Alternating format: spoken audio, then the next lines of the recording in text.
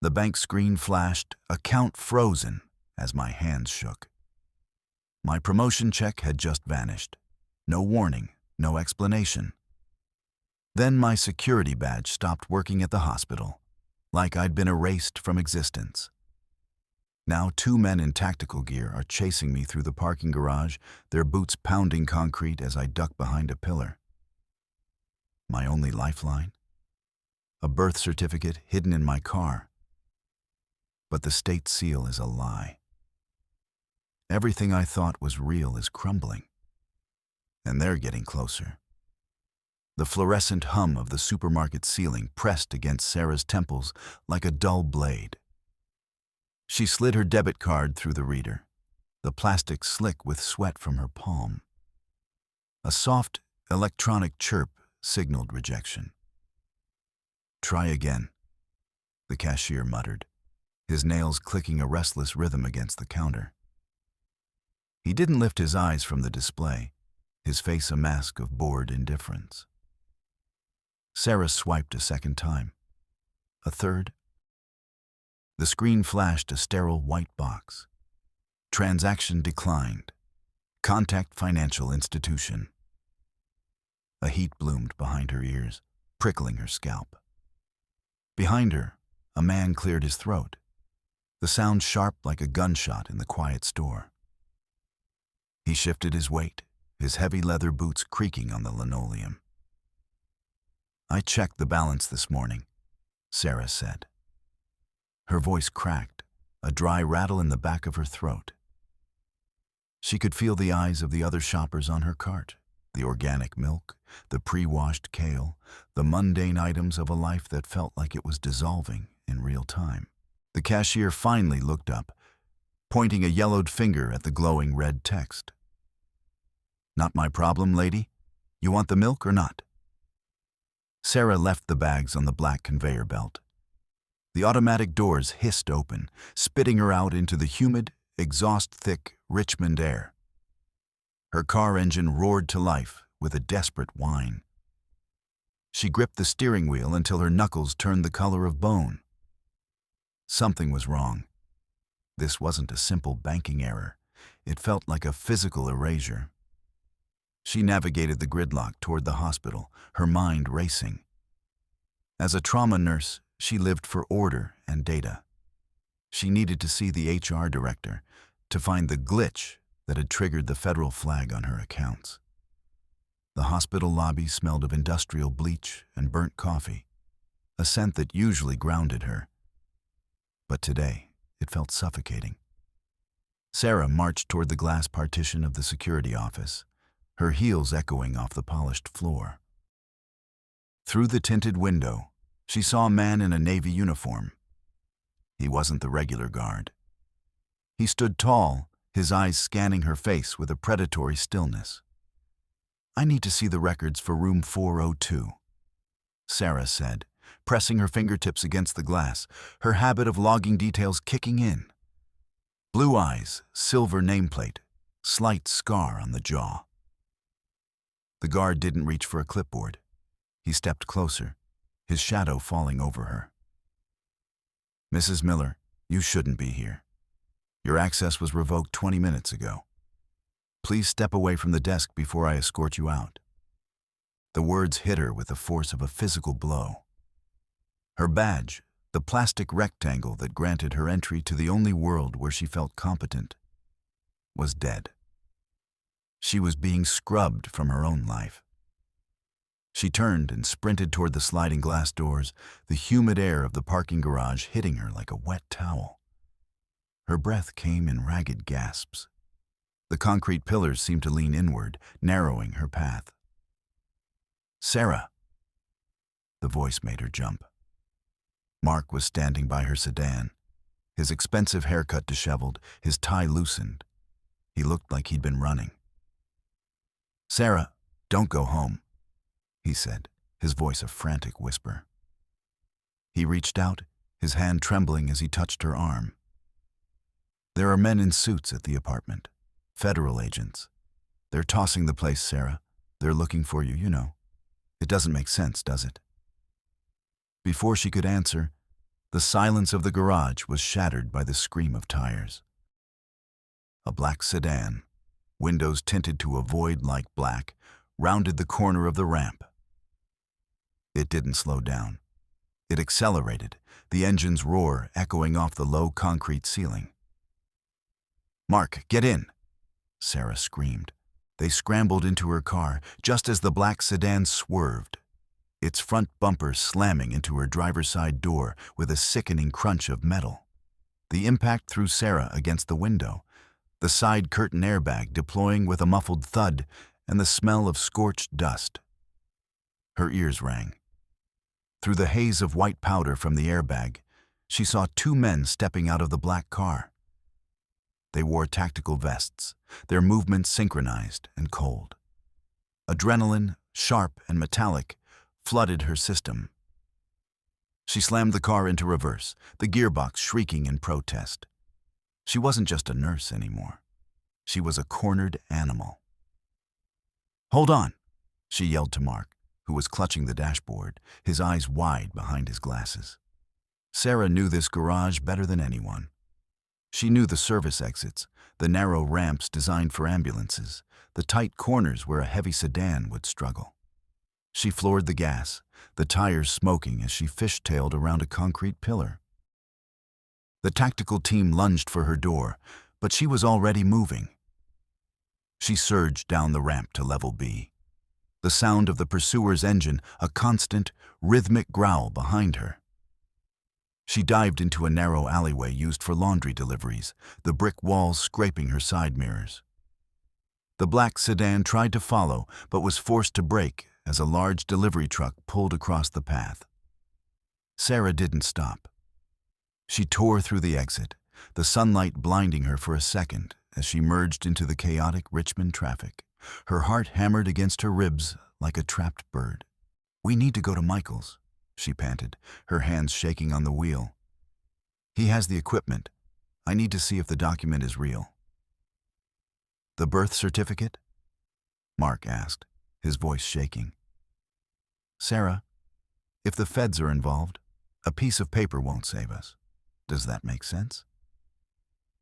"It's the only thing I have that says I exists," she snapped. They reached the small private clinic where Michael Smith worked. The air inside smelled of lavender, artificial and cloying, meant to soothe. But it only made Sarah's throat tighten. Michael met them in the back lab, his red hair messy, his hands already moving toward the sink for his ritualistic triple wash. "Clean hands, clean data," Michael muttered, the water splashing against the stainless steel. He looked at the battered, yellowed birth certificate Sarah laid on the counter. "You think it's a fake?" "I think my whole life is a fake," Sarah said. Michael clicked on a high-intensity medical light, the beam so bright it seemed to bleach the color out of the room. He leaned over the document with a magnifying glass. For a long minute, the only sound was the hum of the air conditioner and the rhythmic drip-drip of the faucet. "The paper is right," Michael whispered, his voice tight. "The fiber density, the aging, it's 30-year-old stock. But look here." He pointed to the state seal. Under the intense light, the gold leaf seemed to shimmer unnaturally. "It's a physical overlay. A very thin, very professional layer of counterfeit ink." He took a pair of fine tweezers, and with the precision of a surgeon, peeled back a microscopic corner of the seal. Sarah leaned in, her breath catching. Beneath the forged seal, a different name was embossed into the heavy paper. It wasn't Sarah Miller.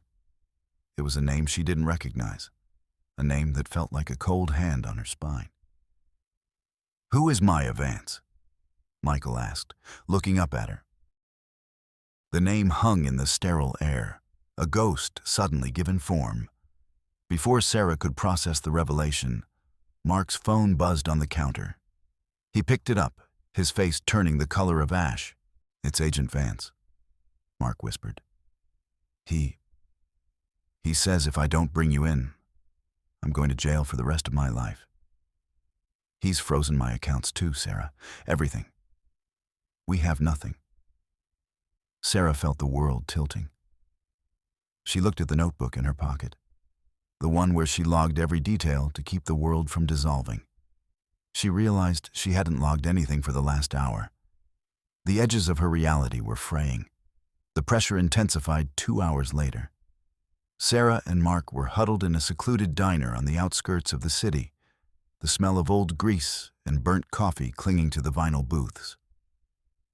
Special Agent David Vance sat across from them, his posture rigid, his hands clasped behind his back. He didn't look like a villain. He looked like a man who believed in the absolute authority of the file in front of him.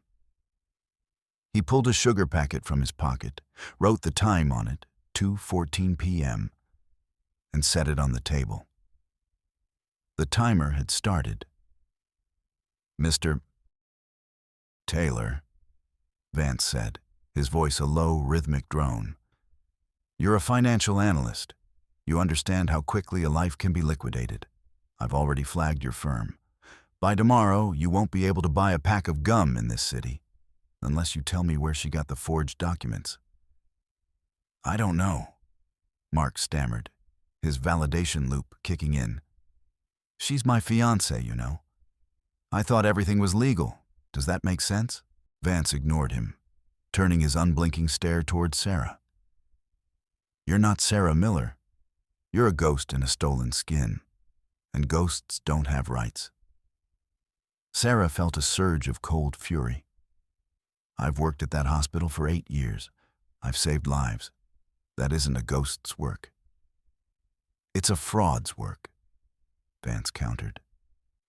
They managed to slip away while Vance was distracted by a radio call, fleeing to a nondescript motel where the carpet smelled of damp wool and cigarettes. Sarah sat on the edge of the bed, her fingers tracing the silver pendant around her neck, a gift from her father, George. She felt a strange lump inside the metal casing. With a pair of nail clippers, she pried the back open. A tiny green circuit board fell out. A GPS tracker. "They've been watching me my whole life," she whispered. "Not for my safety. For their control." She knew there was only one place left to go. The Miller estate. The fortress of secrets where her parents lived. Subverted beat. 1.7. Sarah pulled the car into the long gravel driveway of the Miller estate. The house was a sprawling colonial, its white paint gleaming under the overcast sky, surrounded by hedges so perfectly manicured they looked like walls.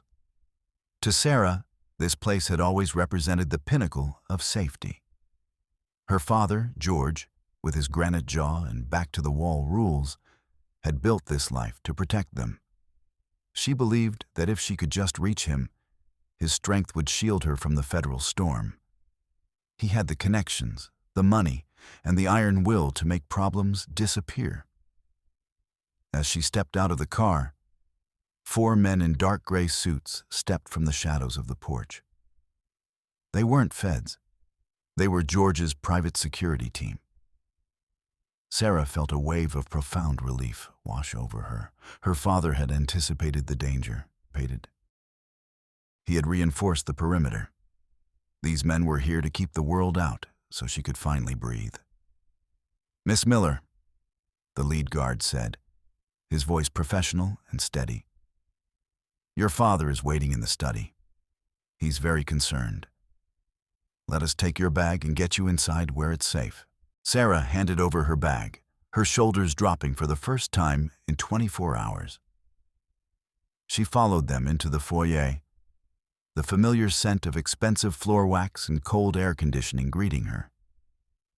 She felt like a traveler finally reaching home after a long, brutal journey. "Thank you," she murmured, her eyes stinging with unshed tears of gratitude. "I didn't know where else to go." The lead guard opened the door to the library and gestured for her to enter. "Your father has a plan, Miss Miller.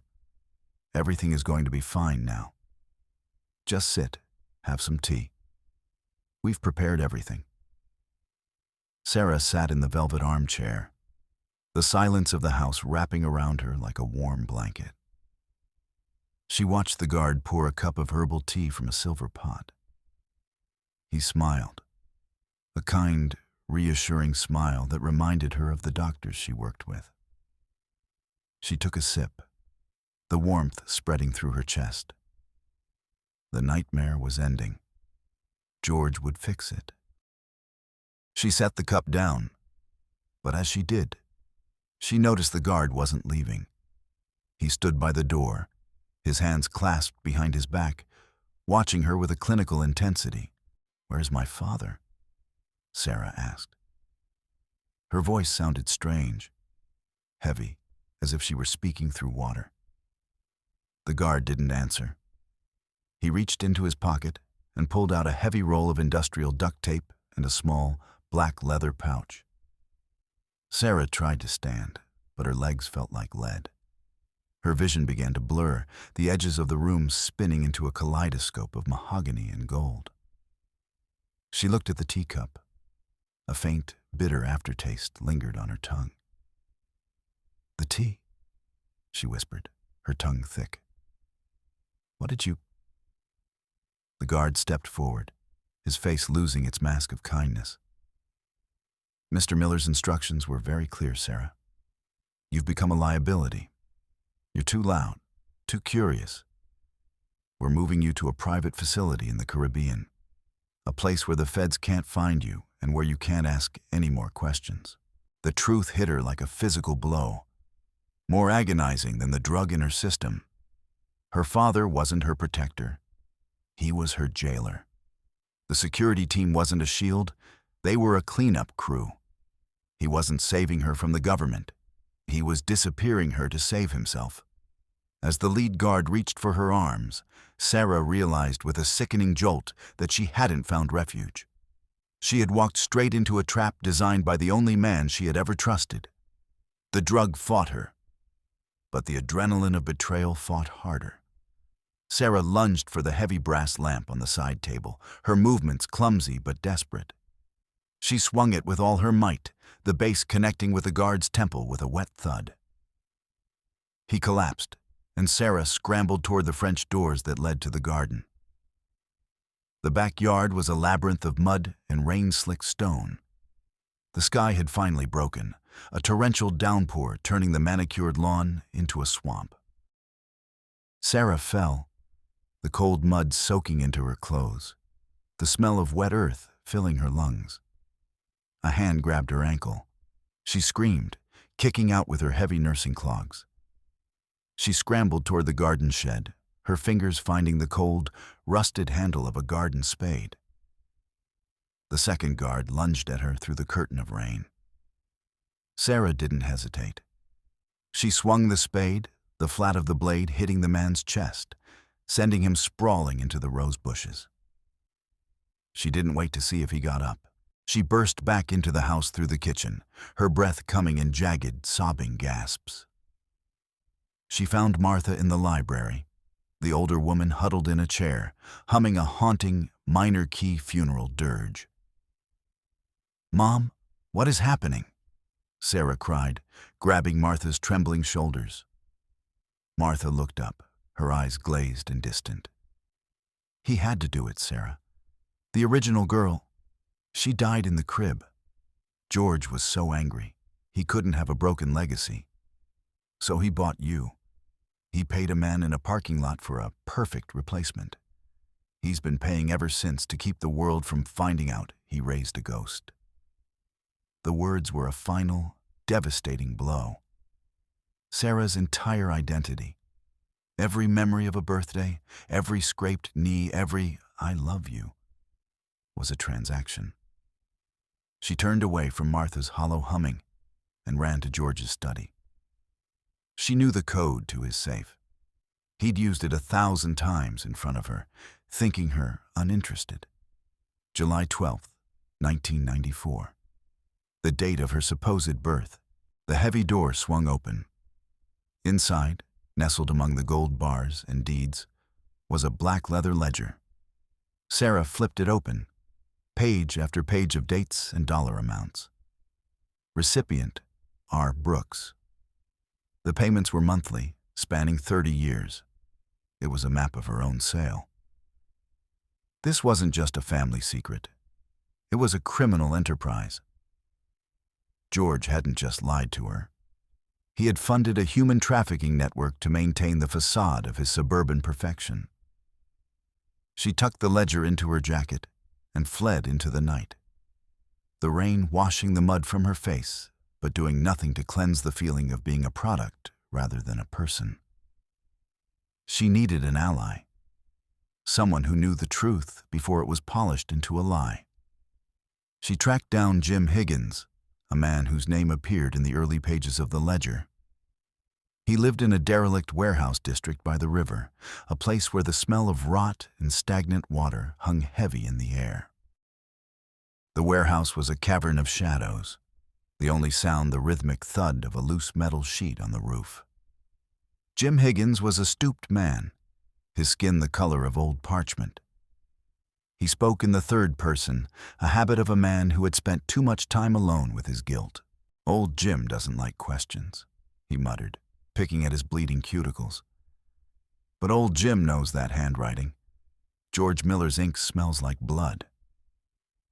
"Tell me the truth, Jim," Sarah pleaded. "I need you to testify. I need to end this." Higgins looked at the ledger, his eyes filling with a sudden, sharp clarity. "I did the forgeries. I changed the names. Maya Vance became Sarah Miller because a powerful man wanted a daughter who didn't die. I'll tell them. Old Jim wants to sleep without seeing that baby's face." But the shadows in the warehouse shifted. A floorboard creaked. George Miller stepped into the light of a single, flickering bulb. He held a suppressed handgun, the metal gleaming with a dull, oily sheen. He looked at Sarah, not as a daughter, but as a structural flaw in a building he was determined to keep standing. "You should have stayed in the car, Sarah," George said, his voice a heavy, rhythmic strike. "I built this for you. I kept the rain out for 30 years. Why are you trying to tear the house down?" "It's not a house, George," Sarah said, her voice steady despite the hammer of her heart. "It's a cage. And I'm not your daughter. I'm Maya Vance." George raised the gun. "Maya Vance died a long time ago. Sarah Miller is the only one who exists.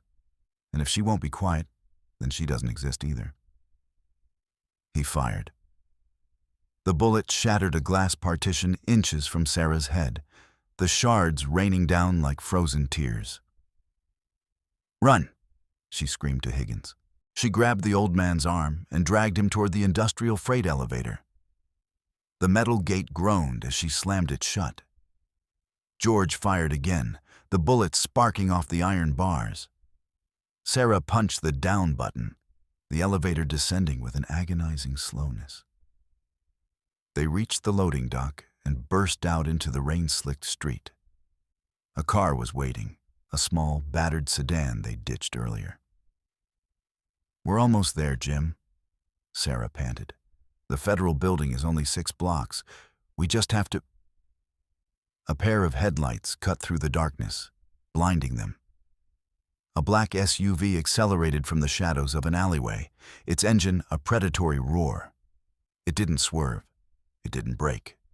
It struck Jim Higgins with a sound like a wet bag of gravel hitting the pavement. The old man was thrown 20 feet, his body coming to rest in a heap of broken limbs. Sarah stood frozen, the world turning into a silent, slow-motion nightmare. A masked driver stepped out of the SUV. He didn't look at Sarah. He walked to the dying Higgins, reached into the old man's coat, and pulled out the folder of evidence. He struck a flare, the brilliant red light illuminating the rain, and held it to the papers. Sarah watched as her history, her proof, her only hope, turned to black ash, then blew away in the wind. The driver got back into the SUV and sped away, leaving her alone with the dead. Subverted beat 3.6. The silence that followed the SUV's departure was more deafening than the crash. Sarah knelt beside Jim Higgins, her hands automatically moving to check his pulse. A nurse's instinct that felt cruel in its futility. His neck was at an impossible angle, his eyes staring at the gray Richmond sky with an expression of final, empty peace.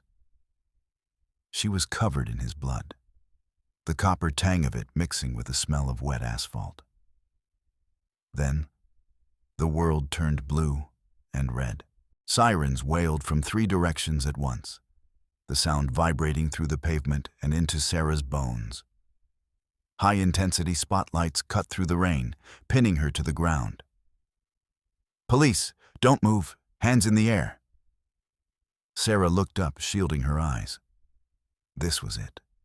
The authorities were finally here. She felt a surge of desperate, irrational hope. She was the victim. She was the one being hunted. She would tell them about the SUV, about George, about the human trafficking. They would see the body and realize she was in danger. "Help me," she shouted, her voice cracking. "He's been hit. The driver went that way." She started to reach for her notebook, the one that contained the descriptions of the tactical team and the license plate of the SUV. She wanted to show them she was a witness, a professional, a person of order. "I have the details," she cried, stepping toward the nearest cruiser. "I logged everything. The car was a black SUV, tinted windows. Get on the ground, now." The command was a roar. 4 officers converged on her, their weapons drawn and leveled at her chest. Sarah froze. Why weren't they looking at the body? Why weren't they chasing the SUV? "I'm Sarah Miller. I'm a nurse at the hospital," she screamed, her hands shaking as she held them high. One of the officers, a man with a face like cold stone, kicked her legs out from under her. She hit the wet pavement hard, the breath leaving her lungs in a pained wheeze. They slammed her face into the grit, the taste of oil and dirt filling her mouth. "Sarah Miller, you're under arrest for the murder of James Higgins and felony identity fraud." The officer growled, the cold metal of the handcuffs biting into her wrists with a final, mechanical click. "No. He was my witness. My father killed him." "Your father called it in, lady," the officer said, hauling her upright. "Said you'd gone off the deep end. Said you were obsessed with some old man and threatened to kill him if he didn't help you forge new papers. We found the gas can in your trunk. You were going to burn the evidence, weren't you?" Sarah looked at her car. The trunk was popped open. A red plastic gas can sat inside, something she had never owned. George hadn't just killed Higgins. He had choreographed the entire scene. He had turned her rescue into a homicide and her evidence into a motive for murder.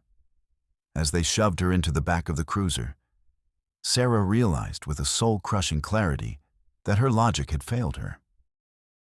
By trying to bring the truth to light, she had provided George with the perfect stage to bury her forever. She wasn't the victim anymore. In the eyes of the law, she was the monster. The sirens faded into a dull hum as the car pulled away, leaving her nameless, homeless, and now a killer in a story she didn't write. She didn't stay in the system. During a chaotic transfer at the precinct, she used a trick she'd seen 1,000 times in the ER, faking a seizure to create a moment of medical panic. In the confusion, she slipped out a service door, vanishing into the rain-slicked alleys of the city. She was a ghost now. No money, no name, no home. She spent the night in a damp crawlspace beneath a highway overpass, using a discarded bottle of vodka and a sewing kit from her pocket to stitch the gash on her forehead. The pain was grounding. It was real. The next morning, she didn't go to the police. She went to the heart of the enemy's power. She infiltrated the federal building disguised as a medical courier, wearing a stolen lab coat and carrying a sterile cooler. She moved with the rhythmic, invisible confidence of the hospital night shift, bypassing security by mimicking the movements of the couriers she had logged in her notebook for years. She cornered Agent Vance in his office. He didn't reach for his gun. He just looked at her, then at the sugar packet on his desk. 9:15 a.m. "You're a hard person to erase, Maya," Vance said. "I'm not Maya," she said, setting a stack of papers on his desk. "And I'm not Sarah. I'm the person who found this." She laid out the DNA profile she'd run weeks ago in a moment of private paranoia, compared against the medical records of the deceased Miller infant she'd swiped from the hospital basement. The data was irrefutable. The markers didn't lie. "George Miller didn't just adopt me," Sarah said, her voice a cold, sharp blade. "He stole me to cover up the death of his own child, a death caused by his own negligence. He's been paying Richard Brooks, my biological uncle, for 30 years to keep the Vance family from looking for me. I'm your niece, David." The silence in the office was absolute. Vance looked at the DNA markers, then at Sarah's eyes. Eyes that matched the photo of his sister that he kept in his wallet. The rigid military posture softened. The perfectionist finally saw the one pixelated edge that made the whole picture clear. "I thought I was following the law," Vance whispered. "The law is a file," Sarah said. "Justice is a person." The collapse of the Miller legacy was swift and brutal. Federal agents swarmed the estate at noon. Sarah watched from the shadows of a park across the street as George Miller was led out in handcuffs, his granite jaw finely sagging, his heavy gold watch glinting mockingly in the sun. Martha was taken to a medical facility, still humming that funeral dirge, her eyes finally closing on the world she had helped forge. Weeks later, the city of Richmond felt different to Sarah. The oppressive clouds had lifted, replaced by a pale, honest blue. She sat on a park bench, watching the people pass. She didn't have her notebook out. She didn't need to log the eye colors or the tie patterns anymore. The world wasn't dissolving. She was no longer Sarah Miller, the fixer who was a broken patient. She was Maya. It was a name that felt strange on her tongue, like a new shoe that needed breaking in. But it was hers. She traveled to a small, windswept cemetery on the coast of Oregon. The air smelled of salt and pine, a clean, sharp scent that reached deep into her lungs. She found the headstone she was looking for. Sarah Miller, 1994 to 1994. Beloved daughter. Maya stood before the grave for a long time. She felt no anger, only a profound, quiet sadness for the girl whose life she had occupied like a squatter in a grand house. She reached into her pocket and pulled out her old hospital security badge, the one that had once been her entire identity. She knelt and placed it on the flat stone, the plastic clicking softly against the granite. "You can have it back now," Maya whispered. She turned and walked toward the horizon, the sound of the Pacific waves a constant, rhythmic pulse at her back. She didn't know where she was going, and for the first time in her life, she didn't need to write it down to know it was real. She was no longer a ghost in a stolen skin, She was a woman walking into the light of her own beginning.